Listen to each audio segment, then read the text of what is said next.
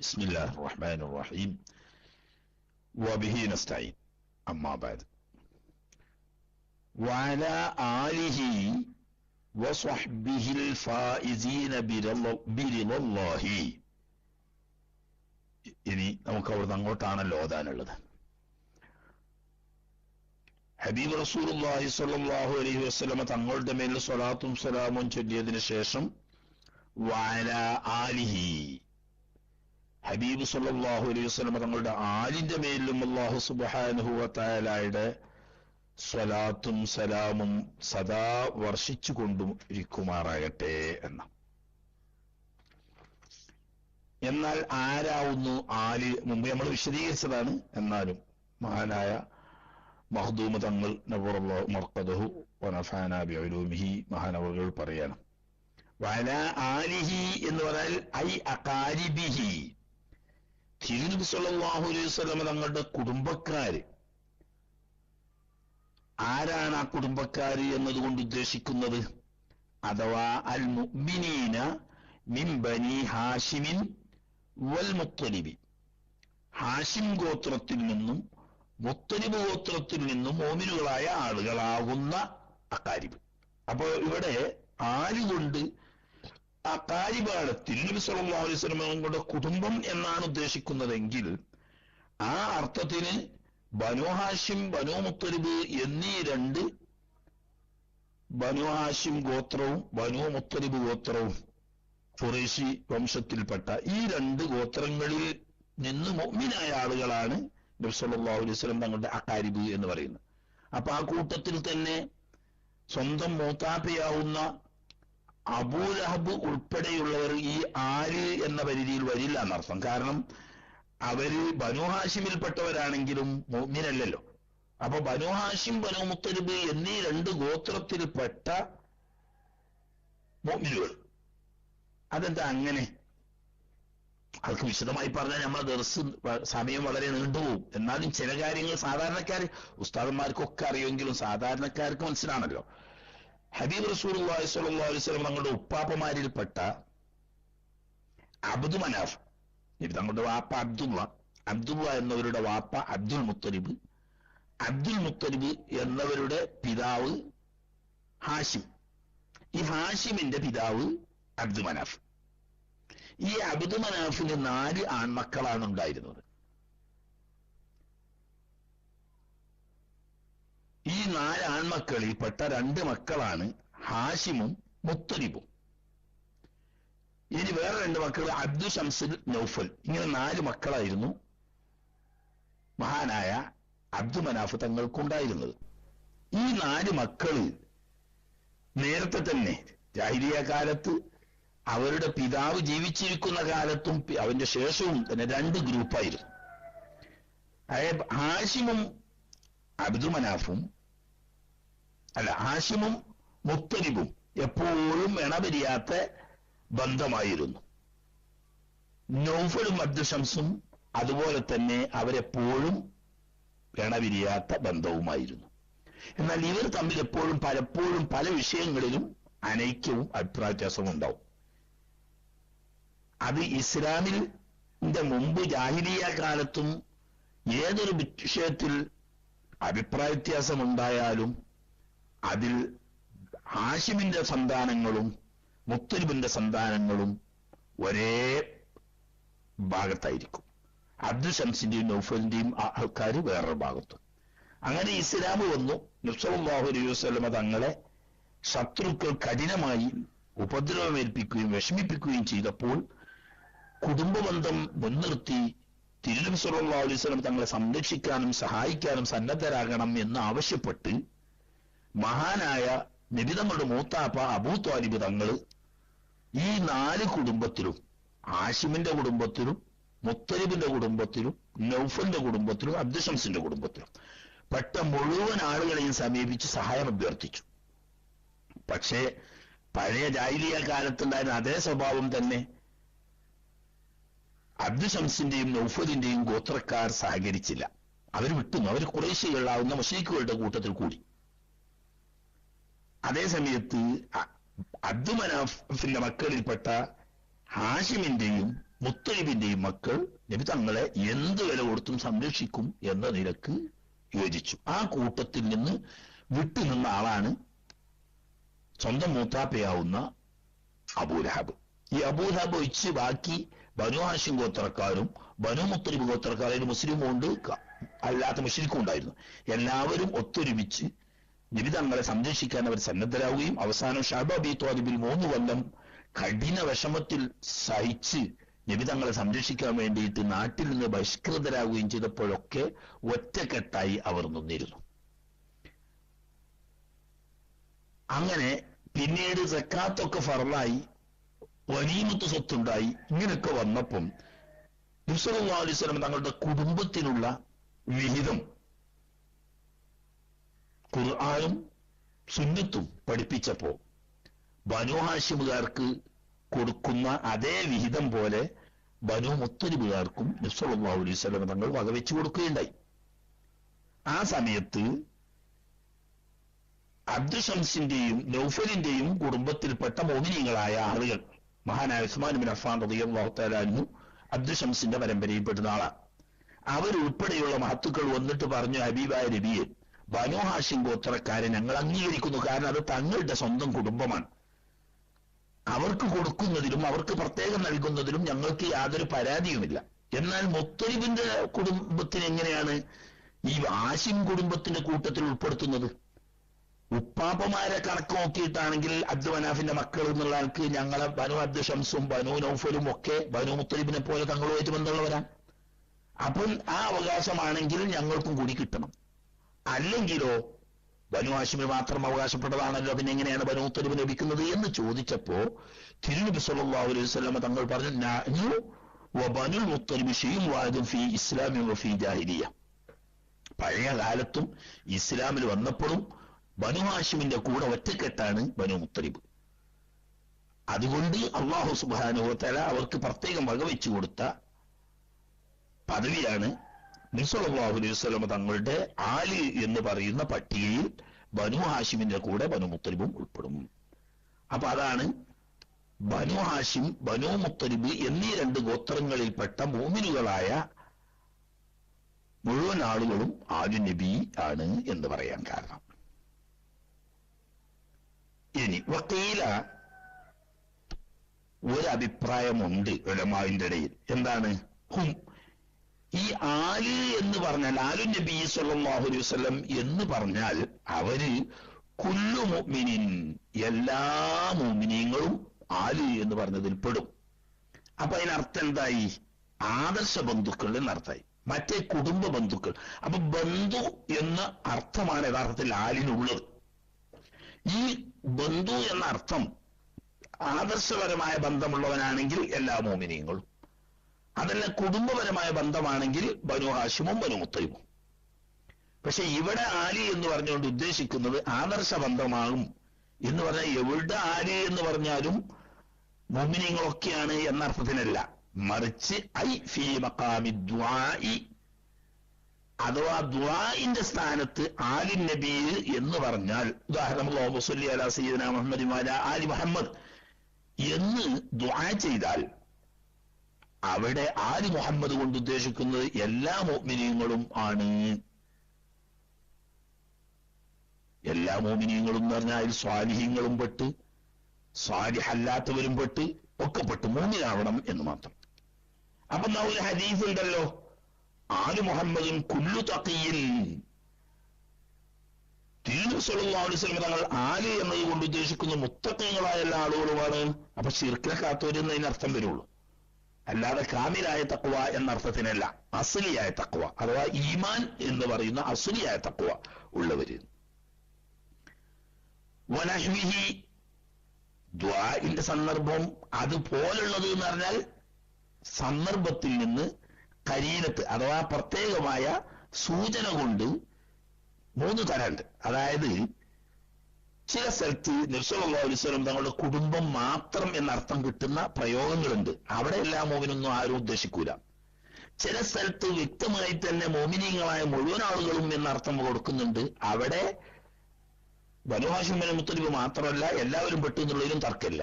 പിന്നെ തർക്കം ഇവിടെ കീഴേക്ക് വരാൻ കാരണം നബി കുടുംബം എന്ന പ്രത്യേക സന്ദർഭത്തിലും അല്ല, എല്ലാ മോമിനങ്ങളും എന്ന് വ്യക്തമായ കരീനത്തും ഇല്ലാത്ത സ്ഥലത്ത്, അങ്ങനെ ഒരു സ്ഥലത്ത് ആര് എന്ന് ഉപയോഗിച്ചാൽ അത് നബി കുടുംബം തന്നെയാണ്. അല്ല, കീല പറയുന്നത് മുഅ്മിനാണ്, എല്ലാ മോമിനും പെടും. അത് സ്വാലിഹും പെട്ട് അല്ലാത്തവരും പെട്ട്.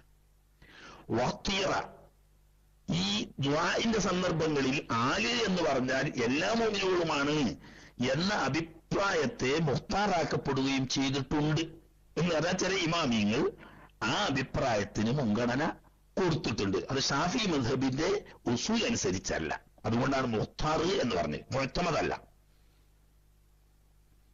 ലിഖബരിൻ വഈഫിൻ, പരമ്പര അല്പം ബലഹീനതയുള്ള ഒരു ഹദീസിന്റെ അടിസ്ഥാനത്തിലാണ് ഈ അഭിപ്രായത്തെ മുഖ്താറാക്കപ്പെട്ടത്. ഫീഹി, ഈ ആശയത്തിൽ, അതായത് ആശയത്തിൽ എല്ലാ മുഅ്മിനുകളുമാണ് എന്ന് ആശയം കൊടുക്കുന്ന ഒരു ഹദീസ് ഉണ്ട്. ആ ഹദീസ് വെച്ച് മുഖ്താറാക്കപ്പെട്ട അഭിപ്രായമായി ഈ എല്ലാ മുഅ്മിനും എന്ന്, എന്താ ആ ഹദീസാണ് ആലു മുഹമ്മദിൻ കുല്ലു തഖീൻ എന്ന് പറയുന്ന ഹദീസ്. ആ ഹദീസിന്റെ പരമ്പരക്ക് അല്പം ബലഹീനതയുണ്ട്. എന്നാൽ ജസ്മ ബിഹി, ഈ ഖൗലിനെ ജസ്മ ചെയ്ത് പറഞ്ഞിട്ടുണ്ട് എന്ന് പറഞ്ഞാൽ ദുആഇന്റെ സ്ഥാനത്ത് ആല് എന്ന് പറഞ്ഞാൽ എല്ലാ മുഅ്മിനുമാണ് എന്ന അഭിപ്രായത്തെ ജസ്മ ചെയ്ത് പറഞ്ഞിട്ടുള്ള ഇമാം നവവി റഹ്മത്തുള്ളാഹി അലൈഹി തങ്ങൾ ഫി ശറഹി മുസ്ലിമിൻ, തന്റെ ശറഹി മുസ്ലിമിൽ ആല് എന്ന് ദുആഇന്റെ മഖാമിൽ പറഞ്ഞാൽ മുഅ്മിനാണ് എന്ന് പറഞ്ഞിട്ടുണ്ട്. ആട്ടെ, കൂടുതൽ വിശദീകരണത്തിലേക്ക് ഇപ്പൊ കടന്നു വരുന്നില്ല. അതൊക്കെ ഉസ്താദന്മാരൊറ്റയ്ക്ക് മാത്രം ഇരുന്നുകൊണ്ട് നടക്കുന്ന ദർസുകളിൽ കൂടുതൽ ആഴത്തിലുള്ള ചർച്ചകൾക്കൊക്കെ പ്രസക്തിയുള്ളൂ. ഇത് സാധാരണക്കാരനെ ലക്ഷ്യം വെച്ചുകൊണ്ട് ഇത്ര നടത്തുന്ന പൊതു ദർസായതുകൊണ്ട് ഈ വിഷയകമായുള്ള വിവരണം അത്രേ ആവശ്യമുള്ളൂ.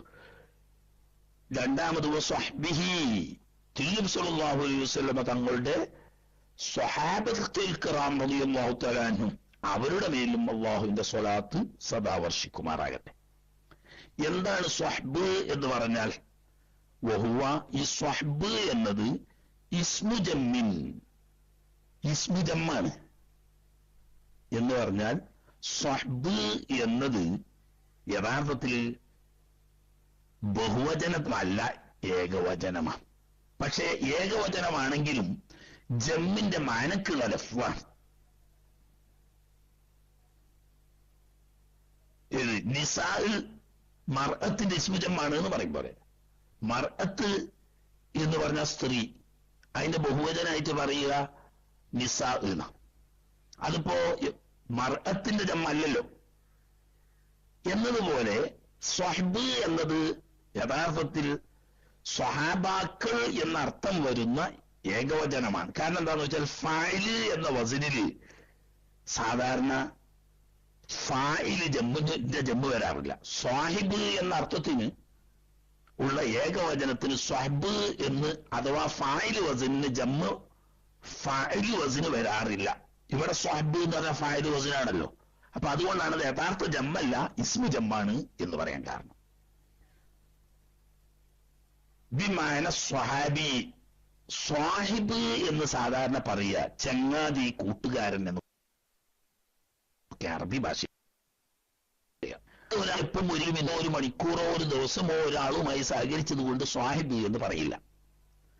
ഒരു മനുഷ്യനുമായി ദീർഘകാലം സ്നേഹബന്ധത്തിലും സഹവാസത്തിലും സഹകരണത്തിലും മുന്നോട്ട് പോകുമ്പോഴാണ് അറബി ഭാഷ പ്രകാരം ഒരാൾ സ്വാഹിബ് എന്ന് പറയാം.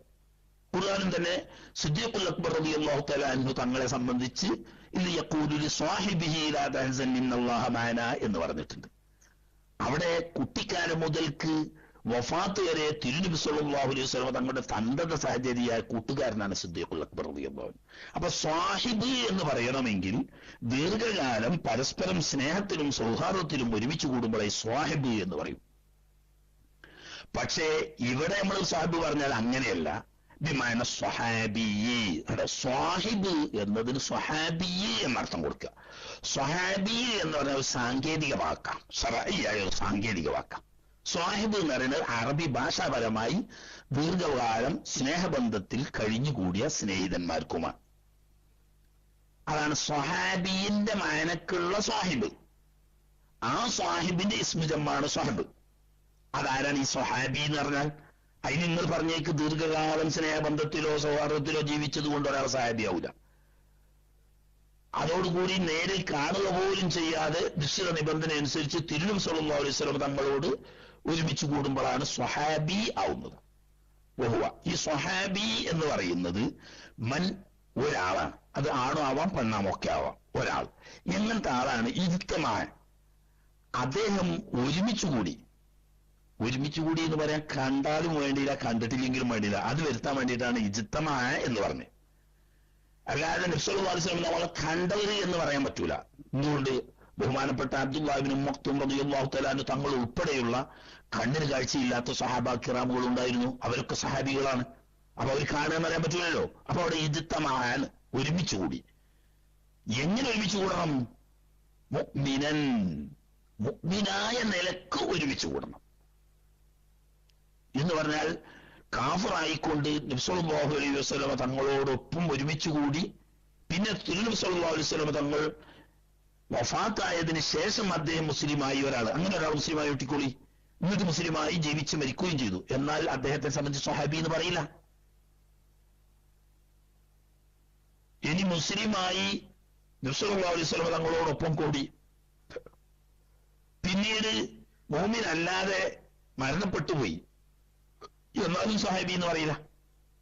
അപ്പോ മുഅ്മിനായ നിലക്ക് തിരുനബി സല്ലല്ലാഹു അലൈഹി വസല്ലം, നബിയിനാ സല്ലല്ലാഹു അലൈഹി വസല്ലം, നമ്മുടെ തിരുനബി സല്ലല്ലാഹു അലൈഹി വസല്ലം തങ്ങളുമായി ഇജ്തിമാഅ ചെയ്യണം. എങ്ങനത്തെ ഉർഫിയായ ഇജ്തിമാഅ? ഇജ്തിമാഅ എന്ന് പറയുമ്പോ ഒരാൾ നബി സല്ലല്ലാഹു അലൈഹി വസല്ലം തങ്ങളുടെ ജീവിതകാലത്തോ അവിടുത്തെ ഇഹലോകവാസം വെടിഞ്ഞതിന് ശേഷമോ സ്വപ്നത്തിൽ കണ്ടു, നന്നായി കണ്ടു, വ്യക്തമായി കണ്ടു, സംസാരിച്ചൊക്കെ ചെയ്തു. എന്നിട്ട് അദ്ദേഹം മോമിനായി തന്നെ ജീവിച്ച് മരിക്കുകയും ചെയ്തു. എന്നാലും ആൾക്ക് സഹാബി എന്ന് പറയില്ല. കാരണം എന്താണ്? ഇജ്തിമാഅ ഉർഫിയ ഇല്ല അവിടെ. ഇജ്തിമാഅ ഉർഫിയ എന്ന് പറഞ്ഞാൽ ബാഹ്യലോകത്ത് സാധാരണഗതിയിലുള്ള ഒരുമിച്ച് കൂടൽ വേണം. ആത്മീയ ലോകത്തോ അല്ലെങ്കിൽ സ്വപ്ന ലോകത്തോ ഒരുമിച്ച് കൂടിയത് കൊണ്ട് സ്വഹാബി എന്ന പദവി ലഭിക്കുന്നതല്ല. അപ്പോ മൻ റആനി ഫിൽ മനാമി ഫഖദ് റആനി, മറ്റൊരു വിഭാഗത്തിൽ ഫസയറാനി, എന്നെ ഒരാള് സ്വപ്നത്തിൽ കണ്ടാൽ തീർച്ചയായും പിന്നീട് അവൻ എന്നെ കാണുക തന്നെ ചെയ്യും എന്നും, മൻ റആനി ഫിൽ മനാമി കമയറാനി റആനി ഫിൽ യഖ്ള, എന്നെ ഉറക്കത്തിൽ കണ്ടാൽ ഉണർച്ചയിൽ കണ്ടതുപോലെയാണ് എന്നൊക്കെ പറഞ്ഞതിന്റെ അർത്ഥം എന്താണ്? ജീവിതകാലത്തും ഉണർച്ചയിലും തിരുനബി സല്ലല്ലാഹു അലൈഹി വസല്ലം തങ്ങളുമായി ഒരുമിച്ച് കൂടിയാൽ സഹാബിയാവും. എന്നാൽ ഒരാൾ തിരുനബി സല്ലല്ലാഹു അലൈഹി വസല്ലം തങ്ങളുടെ ജീവിതകാലത്ത് തന്നെയോ അല്ലെങ്കിൽ അവിടുത്തെ ഇഹലോകവാസം വെടിഞ്ഞതിന് ശേഷമോ സ്വപ്നത്തിൽ വ്യക്തമായി തന്നെ നബി സല്ലല്ലാഹു അലൈഹി വസല്ലം തങ്ങളെ കാണുകയും ഒരുമിച്ച് കൂടുകയും സംസാരിക്കുകയും ഒക്കെ ചെയ്താലും സഹാബിയാവില്ല. കാരണം എന്താ? ഇജ്തിമാഅ ഉർഫിയ അല്ല. അപ്പൊ മൻ ഇജ്തിമാഅ ഇജ്തിമാഅ ഉർഫിയായ നിലക്ക് ഒരുമിച്ച് കൂടണം.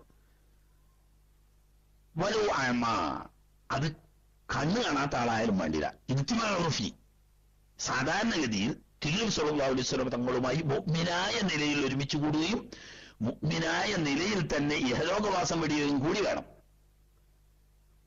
അത് അവര് അമ്മ കണ്ടോളണമെന്നില്ല, കണ്ണിന് കാഴ്ചയില്ലാത്ത ആളായാലും മതി, ഒരുമിച്ച് കൂടണം. വകതിരി വെത്താത്ത ചെറിയ പൈതൽ കുട്ടിയാണ്, എന്നാലും വിരോധമില്ല. ഉദാഹരണം പറഞ്ഞാല് സിദ്ദീഖുൽ അക്ബർ റളിയല്ലാഹു തആല അൻഹുവിന്റെ ചെറിയ മകൻ മുഹമ്മദ് റളിയല്ലാഹു തആല അൻഹു, മഹാനവർകൾ ജനിക്കുന്നത് ഹജ്ജത്തുൽ വദാഇന് പുറപ്പെട്ട് ദുൽഹുലൈഫയിൽ എത്തി വിശ്രമിക്കുന്ന സമയത്താണ് മഹാനായ സിദ്ദീഖുൽ അക്ബർ റളിയല്ലാഹു തആല അൻഹുവിന്റെ പത്നി മുഹമ്മദ് ബിൻ അബി ബക്കർ റളിയല്ലാഹു തആല അൻഹുമ മഹാനവർകളെ പ്രസവിക്കുന്നത്. മഹാനായ മുഹമ്മദ് റളിയല്ലാഹു തആല അൻഹു ഹജ്ജ് യാത്രയിൽ ജനിച്ചെങ്കിൽ ആ കൊല്ലത്തെ റബീഉൽ അവ്വലിൽ തന്നെ ഹബീബ് സല്ലല്ലാഹു അലൈഹി വസല്ലം തങ്ങളുടെ ഇഹലോകവാസം വെടിഞ്ഞല്ലോ. അപ്പോ കുഞ്ഞു പൈതലായ 6 മാസം പോലും തികയുന്നതിന് മുമ്പ് തിരുനബി സല്ലല്ലാഹു അലൈഹി വസല്ലം തങ്ങൾ ഇഹലോകവാസം വെടിഞ്ഞെങ്കിലും മഹാനായ മുഹമ്മദ് ബിൻ അബി ബക്കർ റളിയല്ലാഹു തആല അൻഹു തങ്ങൾ സഹാബാക്കളുടെ കൂട്ടത്തിൽ എണ്ണപ്പെടുന്നു. ഇങ്ങനെ വേറെയും ധാരാളം ആളുകളുണ്ട്. അപ്പോ സഹാബിയാവണമെങ്കിൽ കണ്ണ് കണ്ടോളണമെന്നില്ല, വകതിരി വെത്തിക്കൊള്ളണമെന്നില്ല, അതൊന്നും വേണമെന്നില്ല. മോമിനായ നിലക്ക് ഒരുമിച്ച് കൂടുകയും സോഫിയായ ഒരുമിച്ച് കൂടുകയും മോമിനായി ജീവിച്ച് മരിക്കുകയും ചെയ്യണം. എന്നാൽ അവരൊക്കെ സ്വഹാബിയാണ്. അവിടെ ഇപ്പൊ ദീർഘകാലം നിന്നുള്ള സഹവാസമോ ഹദീസ് റിവായത്ത് ചെയ്യുക ഒന്നുമില്ല. അതേസമയത്ത് ഭാഷാർത്ഥത്തിൽ സാഹിബ് എന്ന് പറയുകയാണെങ്കിൽ ദീർഘകാലം സഹവസിക്കുകയും ഒരുമിച്ച് കൂടുകയും ഒക്കെ വേണം. അപ്പൊ ആ അർത്ഥത്തിനല്ല സ്വഹാബി എന്ന അർത്ഥത്തിനാണ് എന്ന് പറയാൻ കാരണം. അപ്പോ ആലിഹി വസ്വഹ്ബിഹി തിരുനബി സ്വല്ലല്ലാഹു അലൈഹി വസല്ലം തങ്ങളുടെ ആദരണീയരായ ആലിന്റെ പേരിലും മഹത്തുക്കളായ സ്വഹാബ കിറാമിന്റെ പേരിലും അല്ലാഹു സുബ്ഹാനഹു വ തആലയുടെ സ്വലാത്തും സലാമും സദാ വർഷിച്ചു കൊണ്ടിരിക്കുമാറാകട്ടെ. എങ്ങനെയുള്ള ആലും സ്വഹബും അൽ ഫായിസീൻ വിജയം നേടിയവരായ ആലും വസ്ഹാബും എന്തുകൊണ്ട് വിജയം നേടി? ബിരിദല്ലാഹി തആല അത്യുന്നതനായ അല്ലാഹു സുബ്ഹാനഹു വ തആലയുടെ മഹത്തായ റിദ്വാന് കൊണ്ട് സൗഭാഗ്യവാന്മാരായവരാണ് അഹ്ലുൽ ബൈത്ത്. ഇന്നമാ യുരീദുല്ലാഹു അൻ യുദ്ഹിബ അൻകും വജ്രിജസ വയുതഹിറക്കും തത്ഹീറ എന്ന് അഹ്ലുൽ ബൈത്തിനെ സംബന്ധിച്ച് ഖുർആൻ ശരീഫ് തന്നെ സംസാരിക്കുന്നു.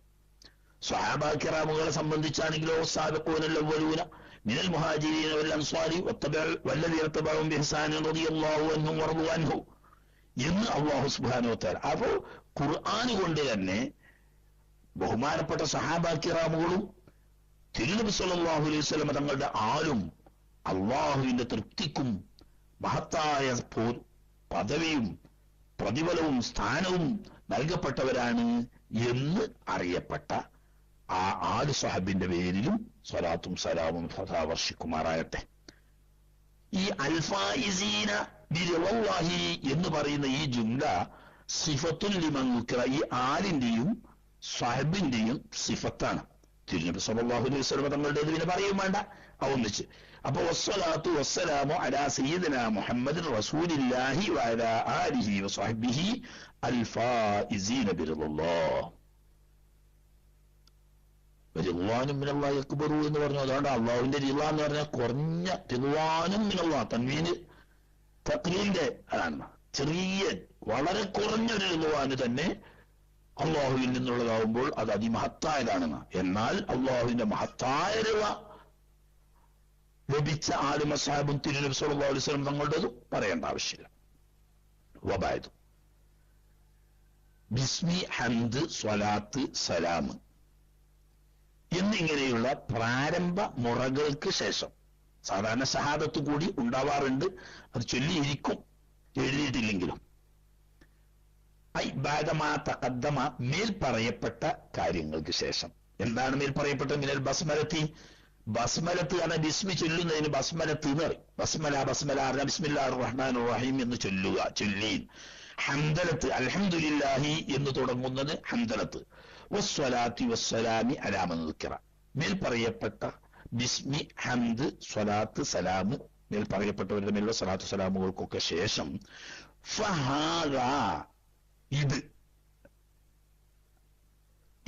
എന്ന് പറയുമ്പം സാധാരണ ഹാദ മുതൽക്ക് തുടങ്ങുന്ന നഹ്വിൽ പറയുന്ന ഇസ്മുൽ ഇഷാറകളൊക്കെ യഥാർത്ഥത്തിൽ ബാഹ്യമായി പ്രത്യക്ഷത്തിൽ ഉള്ള വസ്തുവിലേക്ക് ചൂണ്ടാൻ വേണ്ടിയിട്ട് ഉപയോഗിക്കുന്ന വാക്കുകളാണ്. അപ്പൊ സാധാരണ ഇത് എന്ന് പറയുമ്പം കൈ ചൂണ്ടി കാണിച്ചു തരാൻ പറ്റുന്ന ഒരു വസ്തു വേണം. ഹഖീഖത്തിൽ ഇവിടെ മജാസാണ്, അലങ്കാരികമാണ് പ്രയോഗം എന്നർത്ഥം. ഐ ബാദ ഹാദ എന്ന് പറയാം അൽ മുഅല്ലഫു, ഈ ഒരുമിച്ച് കൂട്ടപ്പെട്ട രചിക്കപ്പെട്ട ഈ ഗ്രന്ഥം. എവിടെ രചിക്കപ്പെട്ട ഗ്രന്ഥം? ദുന്യാവില് ഖാരിജ് പ്രത്യക്ഷത്തിൽ വന്നോ? ഇല്ല. അൽ ഹാദിറു ദിഹ്നൻ, മഹാനായ ഇമാം അവരുടെ ഹൃദയത്തിൽ സന്നിഹിതമായി ഒരുമിച്ച് കൂട്ടപ്പെട്ട ഈ അപ്പൊ എന്താ പിന്നെ മജാസ് ആണെങ്കിൽ എന്ത് വേണം? ഒരു ബന്ധം വേണ്ടേ? ബന്ധം തന്നെ. ഹൃദയത്തിൽ ഉള്ള ആദ്യാവസാനം വരെ താൻ ക്രോഡീകരിക്കാൻ പോകുന്ന രചിക്കാൻ പോകുന്ന ഗ്രന്ഥത്തെ സംബന്ധിച്ചുള്ള ഒരു പൂർണ്ണമായ ചിത്രം തന്റെ മനസ്സിൽ കൊണ്ടുവന്ന് അത് ഹൃദയത്തിൽ സ്ഥാപിച്ചിട്ട് പ്രത്യക്ഷത്തിലുള്ള ഒരു വസ്തുവിലേക്ക് ചൂണ്ടുന്നത് പോലെ ചൂണ്ടിപ്പറയാൻ അത് മുഹക്കക്കാണ് എന്നതിലേക്കുള്ള ഒരു തഫാവുൽ സൂചന കൂടി അതിലുണ്ട്.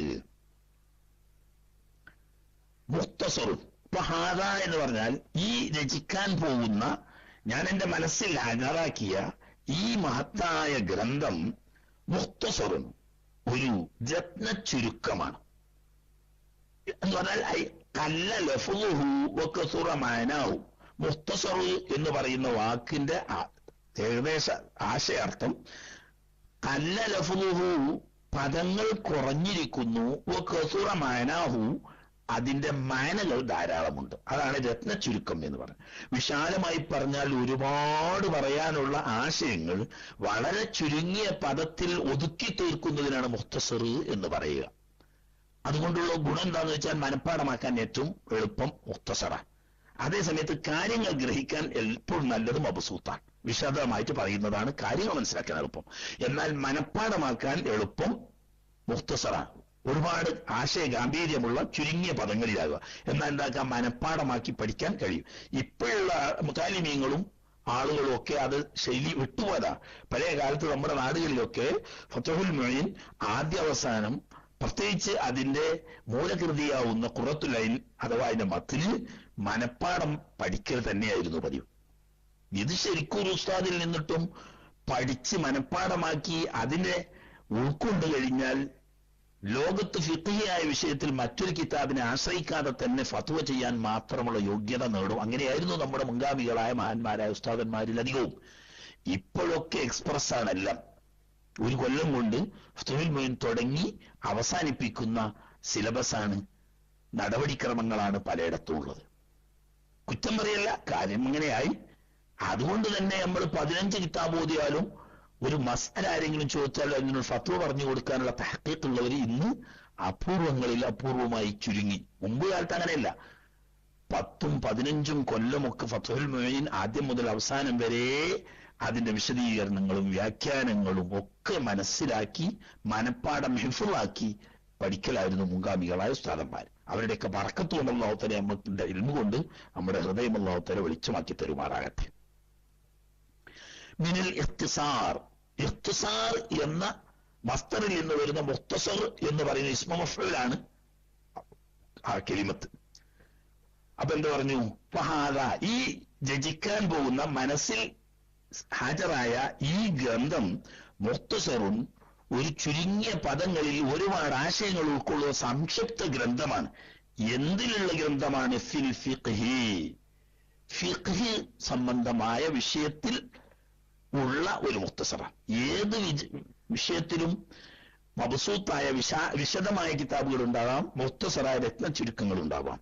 ഇത് ഫിഖ്ഹിൽ ഉള്ള രത്ന ചുരുക്കമാണ്. ലോകത്തുള്ള മുഴുവൻ ഫിഖ്ഹ് അല്ല. ഫിഖ്ഹ് അലാ മദ്ഹബിൽ ഇമാം ശാഫിഈ എന്ന് പറയും. ഫിഖ്ഹ് എന്ന് പറയുമ്പോൾ അതെന്താണ്? അതാദ്യം തിരിയണമല്ലോ. എന്തിനാണ് ഈ ഫിഖ്ഹ് എന്ന് പറയുന്നത്? ഹുവ, ഫിഖ്ഹ് എന്ന പദം ലോകത്തൻ, അറബി ഭാഷാ പ്രയോഗത്തിൽ ഫിഖ്ഹ് എന്ന് പറഞ്ഞാൽ അൽ ഫഹ്മ്, അറിവ് എന്നാണ് അതിനർത്ഥം. ഒരു കാര്യം ഗ്രഹിക്കുക, മനസ്സിലാക്കുക, അതിനാണ് ഫിഖ്ഹ് എന്ന് പറയുന്നത്. എന്നാൽ ഇസ്തിലാഹൻ, സാങ്കേതിക അർത്ഥത്തിൽ നമ്മളിപ്പോ ഇൽമുൽ ഫിഖ്ഹ്, ഇൽമുൽ കലാം, ഇൽമുൽ നഹ്വ്, ഇൽമുൽ ബലാഗ എന്നൊക്കെ പറയുന്ന അർത്ഥത്തിൽ ഒരു പ്രത്യേക വിഷയമായി പറയുന്ന ഫിഖ്ഹ് എന്നതിന് സാങ്കേതിക അർത്ഥം അൽ ഇൽമു ബിൽ അഹ്കാമി ശർഇയ്യത്തിൽ അമലിയ്യത്തിൽ മുക്തസബു മിൻ അദില്ലത്തിഹി തഫ്സീലിയ്യത്തി എന്നാണ്. അതാണ് ഇപ്പൊ ഇതിന്റെ സാങ്കേതിക അർത്ഥം. അൽ ഇൽമു ബിൽ അഹ്കാമി ശർഇയ്യ, ശർഇയ്യായ വിധിവിലക്കുകളെ പറ്റിയിട്ടുള്ള അറിവ്. ഹുക്മ് എന്ന് പറഞ്ഞാൽ വിധിവിലക്കുകൾ. ഇന്നത് ചെയ്യൽ ഫർളാണ്, ഇന്നത് ചെയ്യൽ സുന്നത്താണ്, ഇന്നത് ചെയ്യൽ ഹറാമാണ്, ഇന്നത് ചെയ്യൽ കറാഹത്താണ്, ഇന്നത് ചെയ്യൽ ഹലാലാണ് എന്നൊക്കെ പറയുന്നതിനാണ് അഹ്കാമ് പറയാം. അശ്ശർഇയ്യ എന്ന് പറഞ്ഞാൽ അള്ളാഹുവും അവന്റെ തിരുദൂതർ സ്വല്ലല്ലാഹു അലൈഹി വസല്ലമ തങ്ങൾ മുഖേന നമുക്ക് എത്തിച്ചു തന്ന വിധിവിലക്കുകൾക്കാണ് ശർഇയ്യ എന്ന് പറയുന്നത്. ഇസ്ലാമിന്റെ ശർഇന്റെ വിധിവിലക്കുകളെല്ലാം അള്ളാഹുവിന്റേതാണ്. അത് നമുക്ക് എത്തിച്ചു തരുന്നത് അംബിയാ മുർസലുകളാണ്. അപ്പം ഹബീബ് സ്വല്ലല്ലാഹു അലൈഹി വസല്ലമ തങ്ങൾ മുഖേന അള്ളാഹു സുബ്ഹാനഹു വ തആല നമുക്ക് എത്തിച്ചു തന്ന വിധിവിലക്കുകൾ, അത് തന്നെ പരാതിയുണ്ടല്ലോ. അതിൽപ്പെട്ട അൽ അമലിയ്യത്തി, മനുഷ്യന്റെ അമലുമായി ബന്ധപ്പെട്ട, വിശ്വാസവുമായി ബന്ധപ്പെട്ടതല്ല. അതിന് അഖീദ എന്നാ പറയാം, ഫിഖ്ഹ് എന്നല്ല. ഇത് അൽ ഇൽമു ബിൽ അഹ്കാമി ശറയ്യത്തി എന്ന് പറഞ്ഞിട്ട് അൽ ഇഅ്തിഖാദിയ്യത്തി വിശ്വാസപരമായ ശർഈയായ ഇൽമു അഹ്കാം എന്ന് വെച്ചാൽ അതിനെ അഖീദ എന്നാ പറയാ. അപ്പോ അമലിയ എന്ന് പറഞ്ഞാൽ വാക്കുകൊണ്ടുള്ളതാവാം, ശരീരത്തിന്റെ ബാഹ്യ അവയവങ്ങൾ കൊണ്ടുള്ളതാവാം, കൽബ് കൊണ്ടുള്ളതാവാം. കൽബ് കൊണ്ട് ഉൾപ്പെടെയുള്ള അമല് അതാണ്. ഇപ്പൊ വാക്ക് ഉൾപ്പെടെയുള്ള ശരീരം കൊണ്ടുള്ള പ്രവർത്തനങ്ങൾ ഉൾപ്പെടെയുള്ള കൽബിലെ നിയ്യത്ത് ഉൾപ്പെടെയുള്ള അമലുകൾ, അതാണ് അമലിയ. അപ്പൊ അമലുമായി ബന്ധപ്പെട്ട അള്ളാഹുവിന്റെ വിധിവിലക്കുകൾ സംബന്ധിച്ച അറിവാണ്. എങ്ങനത്തെ അറിവ്? അൽ മുക്തസബു, അത് കസ്ബ് ചെയ്ത് അധ്വാനിച്ച് സമ്പാദിക്കപ്പെട്ടതാണ്. മിൻ അദില്ലത്തി തഫ്സീരിയത്തി, ഈ അഹ്കാമിന്റെ വിശദമായ ദലീലുകളിൽ നിന്നിട്ടും. അതാ ഖുർആന്, സുന്നത്ത് എന്നീ തെളിവുകളിൽ നിന്നുള്ള ഖുർആന്റെ ആയത്തുകൾ, പ്രത്യേകമായ ആയത്തുകൾ അല്ലെങ്കിൽ പ്രത്യേകമായ ഹദീസുകൾ തുടങ്ങിയ വിശദമായ ദലീലുകളിൽ നിന്നും മഹാന്മാരായ മുജ്തഹിദുകളായ ഇമാമുമാർ കസ്ബ് ചെയ്ത് ഇജ്തിഹാദ് ചെയ്ത് കണ്ടെത്തി നമുക്കെത്തിച്ചു തന്ന അമലുമായി ബന്ധപ്പെട്ട ശറഈയായ അഹ്കാമുകൾക്കാണ് ഫിഖ്ഹ് എന്ന് പറയുന്നത്. ഒരുപാട് വിശദീകരണം അർഹിക്കുന്നതാണെന്ന് കൂടുതൽ വിശദീകരണത്തിലേക്ക് കടന്നാൽ സാധാരണക്കാർക്ക് മനസ്സിലാവാൻ പ്രയാസമായി പോകും എന്നതുകൊണ്ട് കൂടുതൽ അതിലേക്ക് കിടക്കുന്നില്ല. എന്നാൽ വസ്തുതാദുഹു, ഈ ഫിഖ്ഹാവുന്ന അഹ്കാമു ശറഈയുമായി ബന്ധപ്പെട്ട ഇൽമ്, ഈ ഫിഖ്ഹിന്റെ ഇസ്തിംദാദ് എന്ന് പറഞ്ഞാൽ അതിനെ ലഭിക്കുന്ന കേന്ദ്രം, ഏതിൽ നിന്നിട്ടാണ് അതിന്റെ ഉൽപ്പത്തി? മിനൽ കിതാബി, ഒന്ന് അള്ളാഹുവിന്റെ വിശുദ്ധ ഖുർആൻ ഷരീഫാവുന്ന വേദഗ്രന്ഥം, രണ്ടാമത് സുന്നത്ത് ഹബീബ് സല്ലല്ലാഹു അലൈഹി വസല്ലം തങ്ങളുടെ തിരുസുന്നത്ത്, മൂന്നാമത്തത് മഹാന്മാരായ മുജ്തഹിദുകളായ ഉലമാക്കളുടെ ഇജ്മാഅ്, 4 ഖിയാസ്. അപ്പോ ഖുർആന്, സുന്നത്ത്, ഇജ്മാഅ്, ഖിയാസ് എന്നിവയിൽ നിന്നിട്ടും ആണ് ഈ ഫിഖ്ഹിന്റെ ഉൽപ്പത്തി. അതിൽ നിന്നിട്ടാണ് ഇത് ഉത്ഭവിക്കുന്നത്. അപ്പൊ അതിന്റെ മൂലകങ്ങൾ, അടിസ്ഥാനം ഈ 4ആണ്: ഖുർആൻ, സുന്നത്ത്, ഇജ്മാഅ്, ഖിയാസ്. അതിൽ നിന്ന് പക്ഷേ അതിന്റെ വിശദമായ ദലീലുകളിൽ നിന്നും മഹാന്മാരായ മുജ്തഹിദുകളായ ഇമാമുകൾ ഇജ്തിഹാദ് ചെയ്യുന്നതുകൊണ്ട് കണ്ടെത്തിയ വിധിവിലക്കുകൾ. എന്നാൽ ഫായിദത്തുഹു, ഈ ഇൽമുൽ ഫിഖ്ഹ് കൊണ്ട് ഉദ്ദേശിക്കപ്പെടുന്ന ഫലം എന്താണ്? എന്തിനാണ് ഇങ്ങനെ അള്ളാഹുവിന്റെ അഹ്കാമു ശറയ്യ, അമലുമായി ബന്ധപ്പെട്ട അഹ്കാമു ശറയ്യയുമായി ബന്ധപ്പെട്ട അറിവ് പഠിക്കുന്നത് എന്തിനാ? അത് മനസ്സിലാക്കിയെങ്കിലേ ഇംതിസാലു അവാമിരില്ലാഹി തആല, അള്ളാഹുവിന്റെ കൽപ്പനകൾ അനുസരിക്കുക, വജ്തിനാബു നവാഹിഹി, അള്ളാഹു വിരോധിച്ച കാര്യങ്ങൾ വെടിയുക. ഇതാണ് ആത്യന്തികമായ ലക്ഷ്യം. കാരണം അതിന് ഫിഖ്ഹ് അറിയാൻ അറിയില്ല. കാരണം അള്ളാഹു എന്താണ് കൽപ്പിച്ചത് എന്നറിഞ്ഞെങ്കിലല്ലേ അള്ളാഹു കൽപ്പിച്ചതിനനുസരിക്കാൻ പറ്റുള്ളൂ. അള്ളാഹു എന്തൊക്കെ വിരോധിച്ചത് എന്ന് മനസ്സിലാക്കിയെങ്കിലല്ലേ അള്ളാഹു വിരോധിച്ച കാര്യങ്ങൾ വെടിയാൻ പറ്റുള്ളൂ. അപ്പൊ ഫിഖ്ഹ് അറിയുന്ന ഒരാൾക്ക് അള്ളാഹുവിന് വഴിപ്പെടാൻ കഴിയുള്ളൂ. കാരണം എന്താ? അള്ളാഹു കൽപ്പിച്ചതെടുക്കുകയും വിരോധിച്ചത് വെടിയുകയും വേണം. അതാണല്ലോ അള്ളാഹുവിന് വഴിപ്പെടുക എന്ന് പറയുന്നത്. അപ്പൊ അള്ളാഹു ഏതൊക്കെയാണ് കൽപ്പിച്ചതെന്നും അള്ളാഹു ഏതൊക്കെ വിരോധിച്ചതെന്നും അറിയുന്നവർക്കല്ലേ അള്ളാഹു കൽപ്പിച്ചത് എടുക്കാനും വിരോധിച്ചത് വെടിയാനും കഴിയുള്ളൂ. അപ്പോ ഫിഖ്ഹ് ഉണ്ടെങ്കിലേ അല്ലാഹു സുബ്ഹാനഹു വ തആലക്ക് വഴിപ്പെടുക എന്ന് പറയുന്ന ലക്ഷ്യം സഫലമാവുള്ളൂ. അപ്പൊ ഫിഖ്ഹ് കൊണ്ട് ലക്ഷ്യമാക്കുന്നത് ഇംതിസാലു അവാമിരില്ലാഹി തആല വജ്തിനാബു നവാഹിഹി, കൽപ്പനകൾ അനുസരിക്കുക, അള്ളാഹുവിന്റെ കൽപ്പന അനുസരിക്കുക, അവൻ വിരോധിച്ചതിനെ വെടിയുക. ഈ പറയുന്ന മഹത്തായ ലക്ഷ്യം സഫലമാവണമെങ്കിൽ ഫിഖ്ഹ് അനിവാര്യമാണ്. എന്നാൽ ഫിഖ്ഹ് എന്നത് അതൊരു മഹാസാഗരമാണ്. മുജ്തഹിദുകളായ സ്വഹാബത്തിൽപ്പെട്ട തന്നെ ഇമാമുകൾ തുടങ്ങി 3 നൂറ്റാണ്ടുകൾക്കിടയിൽ ധാരാളം മുജ്തഹിദുകളായ അയിമ്മത്ത് ഇമാമുമാർ നിയമപ്രകാരം ഇജ്തിഹാദ് ചെയ്ത് അള്ളാഹുവിന്റെ വിധിവിലക്കുകൾ ലോകത്ത് പ്രചരിപ്പിച്ചിട്ടുണ്ട്.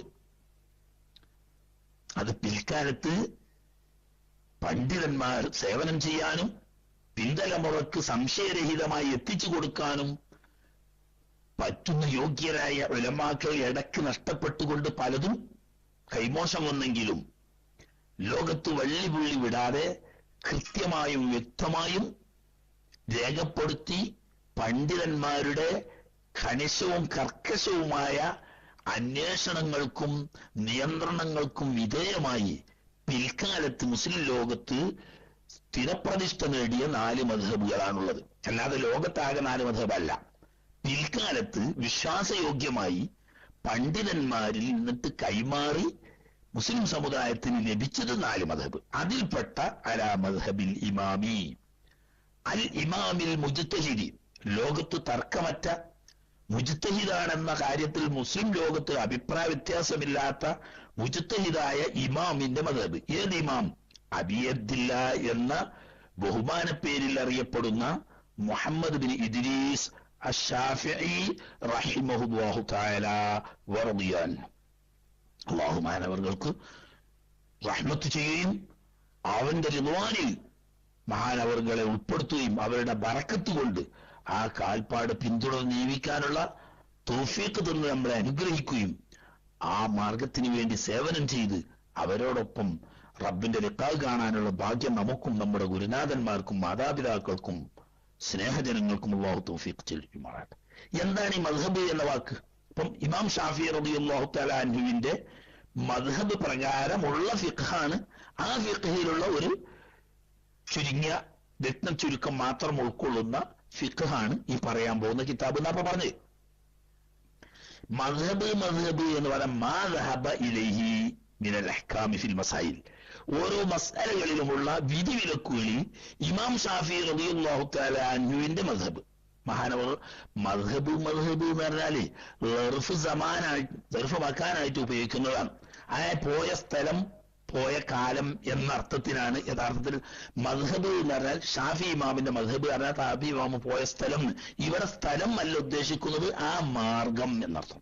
അപ്പൊ ഇമാം ഷാഫി റളിയല്ലാഹു തആല ചിട്ടപ്പെടുത്തിയ ഉസൂലുൽ ഫിഖ് എന്ന് പറയുന്ന ഖുർആനിന്റെയും ഹദീസിന്റെയും അടിസ്ഥാനത്തിൽ ക്രോഡീകരിച്ച നിയമാവലിയുടെ പരിധിയിൽ നിന്നുകൊണ്ട് യോഗ്യരായ മുജ്തഹിദുകളുടെ നേതാവായ ഇമാം ഷാഫി റളിയല്ലാഹു തആല അൻഹു തന്റെ ഉസൂൽ പിൻപറ്റിക്കൊണ്ട് തന്റെ പിൻകാലക്കാരായ അസ്ഹാബും കർമ്മശാസ്ത്രപരമായി കണ്ടെത്തി വിധി പറഞ്ഞ വിധിവിലക്കുകൾക്കാണ് ഷാഫിഈ മദ്ഹബ് എന്ന് പറയുന്നത്. അല്ലാതെ ഷാഫി ഇമാമ് പറഞ്ഞ ഒറ്റക്ക് എന്നല്ല. ഇദ്രീസു, മുഹമ്മദ് ബിൻ ഇദ്രീസ് എന്ന് പറയല്ലോ. ഇദ്രീസ് എന്നവർ വാലിദുഹു ഇമാം മുഹമ്മദ് റളിയല്ലാഹു തആല അൻഹു എന്ന ഷാഫി ഇമാമിന്റെ പിതാവാകുന്നു. ഇമാം ഷാഫി തങ്ങളുടെ പേരാണ് മുഹമ്മദ്, മഹാനവറുകളുടെ പിതാവിന്റെ പേരാണ് ഇദ്രീസ്. ഈ ഇദ്രീസ് എന്ന ഇമാം ഷാഫി റളിയല്ലാഹു തആല അൻഹു തങ്ങളുടെ പിതാവായിട്ടുള്ളവർ ഹുവ ഇബ്നു അബ്ബാസിൻ, അബ്ബാസ് എന്ന മഹാനവറുകളുടെ പുത്രനാണ്. ഈ അബ്ബാസ് എന്നവർ ഇബ്നു ഉസ്മാൻ എന്ന മഹാനവറുകളുടെ പുത്രനാണ്. മഹാനവറുകൾ ഇബ്നു ഷാഫിഇൻ, മഹാനായ ഷാഫി റളിയല്ലാഹു തആല അൻഹു തങ്ങളുടെ പുത്രനാണ്. ഈ ഷാഫി എന്നവർ ഇബ്നു സായിബ് റളിയല്ലാഹു തആല അൻഹുവിന്റെ പുത്രനാണ്. ഈ സായിബ് എന്നവർ ഇബ്നു ഉബൈദ് റളിയല്ലാഹു തആല അൻഹുവിന്റെ പുത്രനാണ്. ഈ ഉബൈദ് എന്നവർ അബ്ദു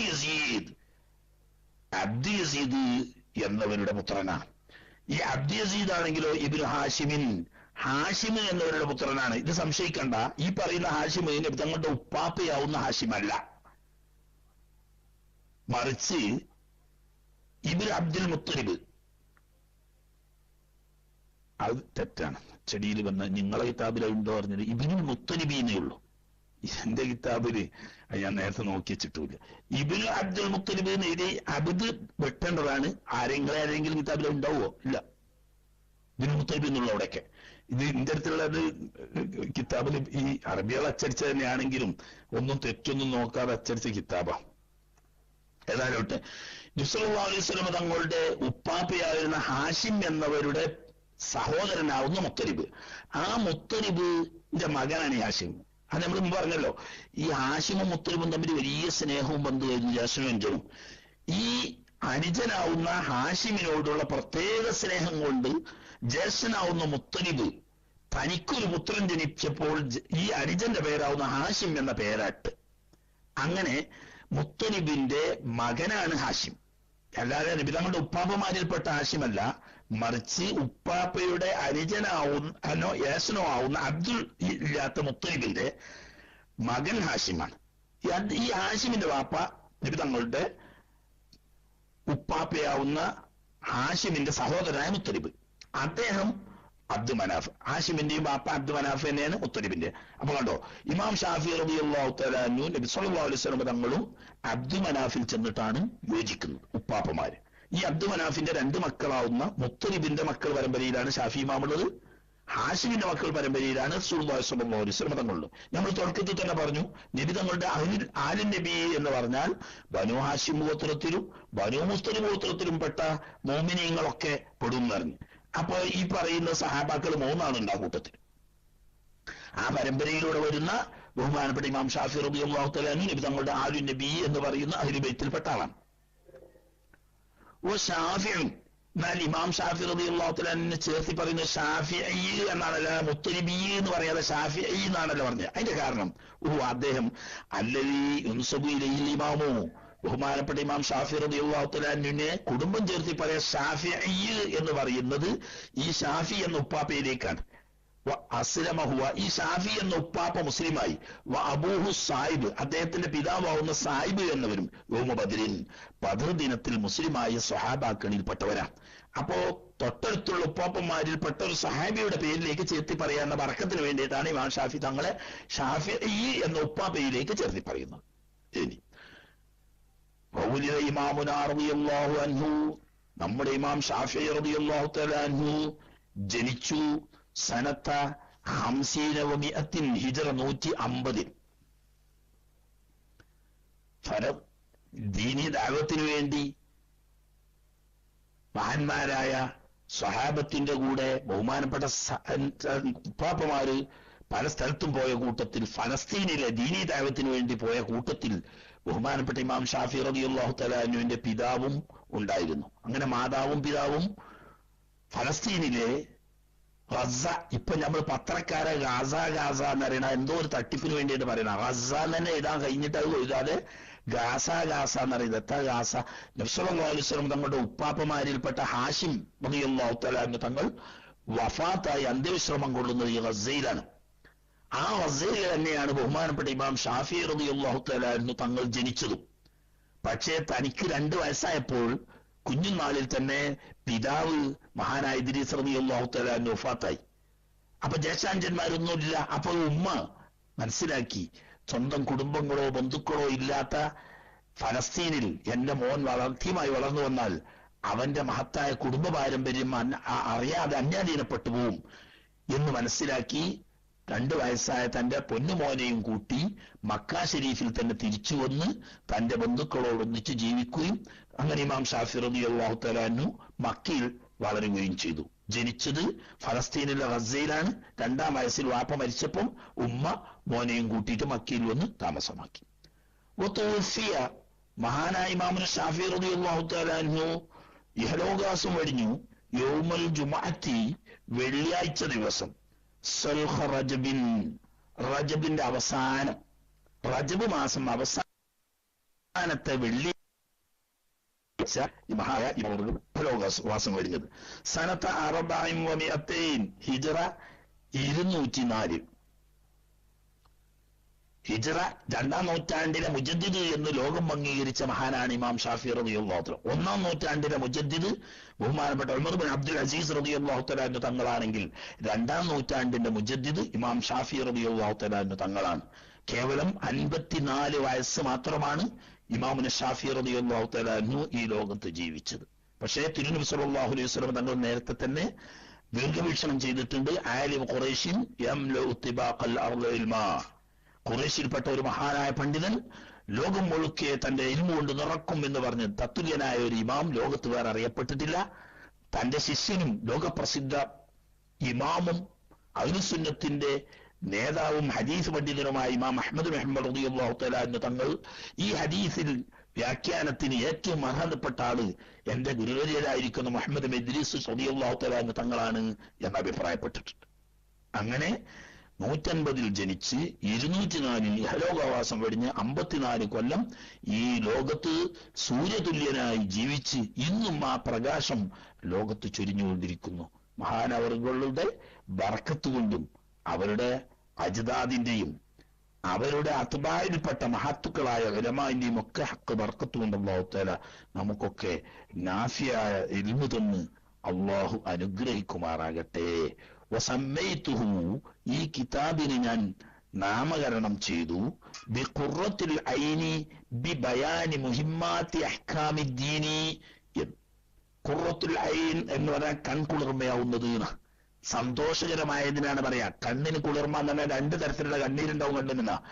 ഒന്ന് സന്തോഷത്തിന്റെ കണ്ണീര്, അത് തണുപ്പേകുന്ന കണ്ണീര. മറ്റൊന്ന് സങ്കടത്തിന്റെയും ദുഃഖത്തിന്റെയും കണ്ണീര്, അത് ചൂടുള്ള കണ്ണുനീര. അപ്പൊ കണ്ണിന് കുളിർമയാകുന്നത് എന്ന് പറയുമ്പോ സന്തോഷകരം. എന്തുകൊണ്ട് കണ്ണിന് കുളിർമയാകുന്നത്? ബി ബയാനി മുഹിമ്മാത്തി അഹ്കാമിദ്ദീൻ, ദീനിന്റെ വിധിവിരുക്കുകളിൽപ്പെട്ട മുഖ്യമായതിനെ വിശദീകരിച്ചുകൊണ്ട്. എല്ലാം ഞാൻ പറയണമെന്നില്ല, മുഖ്യമായതൊക്കെ വിശദീകരിക്കുന്നുണ്ട്.